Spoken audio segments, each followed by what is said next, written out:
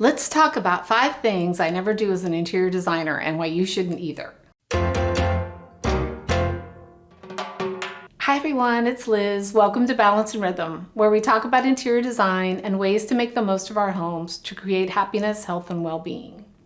There are very few absolutes in interior design because even though there's a lot of science to it, there's also a lot of art. The fun in designing our spaces is to allow our creativity to flow and let the space reflect who we are. That being said, there are 5 things I never ever do as an interior designer. So let's explore them and the reasons why. One thing I never do is select anything from a printed or online image only. The number one question I receive is, what paint color should I select? And my answer is always the same. It's impossible to make a specific recommendation without seeing the space and all the finishes and furnishings in it, live and in person. I use images and online searches as a starting point, even creating digital mood or materials boards to see how everything might look together. But the colors you see on your screen, or even in a physical image, can vary greatly from the actual material. So once I've made some preliminary selections, I always order physical samples. This includes flooring, paint, wall covering, countertop and cabinetry materials, fabric swatches, metal finishes, anything I can get my hands on. The more permanent and difficult or expensive to replace the finishes, the more important it is to gather those physical samples and look at them with all of your other samples. Look at them in the space where they'll be installed, in natural light during the day and artificial light in the evening, and live with them for a while before making an expensive decision. That being said, if you need a paint color direction, Sampleize is a great resource. Go to their bundles page and you'll see a wide range of choices by several manufacturers grouped by color families. Or get some inspiration on their collections page. Then you can order peel and stick samples by the bundle or in singles.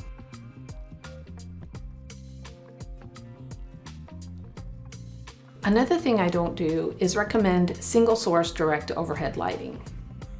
Relying on a single overhead downlight fixture for your room's lighting will make the space feel cold and harsh by producing glare, casting unflattering shadows, and causing disruptions to the circadian rhythm by mimicking the midday sun. I don't recommend overhead lighting at all in most living rooms and bedrooms, unless it's in the form of an indirect decorative fixture with very low light output, or if the lighting is recessed, then making sure it's on dimmers. Instead, I recommend layered lighting with a combination of light sources, including wall lights, table lamps, and floor lamps. This eye-level layered approach works well in any room by balancing the light and gives the room a much cozier feel. Keep the color temperature at 2700 Kelvin or even less in spaces where you want to create a more relaxed feel, and bump it up a little to 3000 Kelvin in kitchens, bathrooms, and laundry rooms where you might want a whiter light.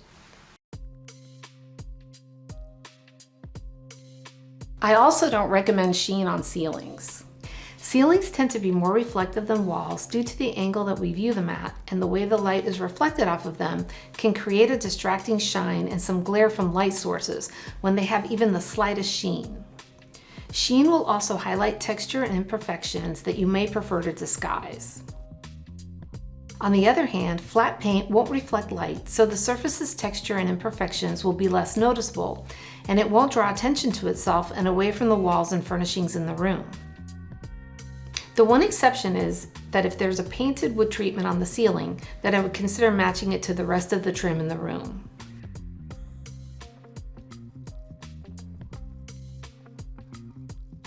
Next, I don't design in all warm or all cool color palettes. For a while there, we went from super warm interiors that were almost suffocating to all cool interiors that were uber minimal with lots of white and gray that were quite bland and sterile. And speaking as someone who loves gray, it was too much, even for me. I've always preferred the balance of warm and cool that a palette inspired by nature provides.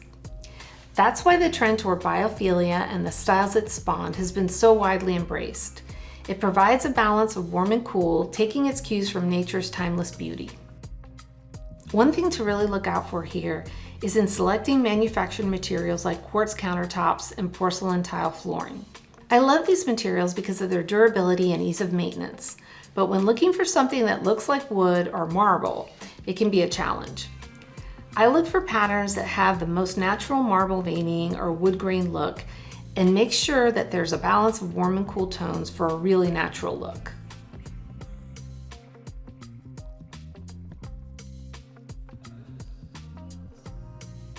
Lastly, I never create a look that's too themey. Even if you're going all in on one style, creating a theme around it can make the space feel forced and unnatural. Instead of getting too literal with the elements of the style, think more in the abstract. Use the theme more as an inspiration and implement your design in a conceptual way through color, texture, and pattern. As an example, coastal styles are really popular right now, but instead of filling the spaces with a bunch of kitschy items, bring in the colors of sand, ocean, and sky, some textural woven furnishings, and more subtle patterns like a ticking stripe. This will give you a coastal feel without feeling like you're under the sea. What are some of the things you never do when designing your spaces? Please share in the comments. If you like the video, please give it a thumbs up and please consider subscribing to be the first to know about new videos. Thanks so much for watching. I'll see you next time.